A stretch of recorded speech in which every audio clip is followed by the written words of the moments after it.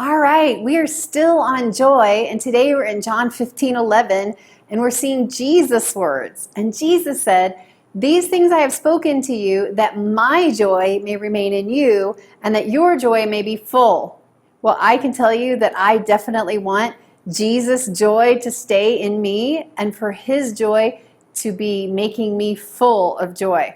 But again, he says, "These things I've spoken to you." So these things, what are these things? Let's go back and let's see what he said before this verse. He says, "As the Father has loved me, I also love you. Abide in my love." So we're talking about the love of the Father and the love of Jesus and us abiding in his love. Then he says, "If you keep my commandments, then you will abide in my love." Okay, talking about obedience. Then we're going to skip over our verse 11, and we're going to go on to verse 12. And he says, "If you love one another as I have loved you," right? That's the great commandment. Love one another as I have loved you. And then he goes on to say, "Greater love has no man than this, that he lays down his life for his friend." So these things that Jesus is talking about that we see here are abiding love, sacrificial love, and obedient love.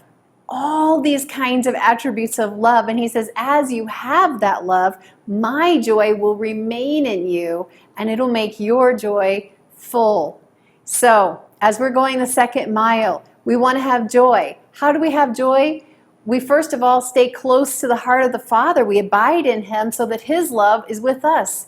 And we want to obey his commandments. Again, it helps us to stay in his love. And we want to love one another as he has loved us. And we want to lay down our life for another. And that doesn't necessarily mean that we physically die, but it means sometimes we put our rights down and we put someone else's before us. And as we do that, he promises us that his joy is going to remain in us and our joy is going to be full.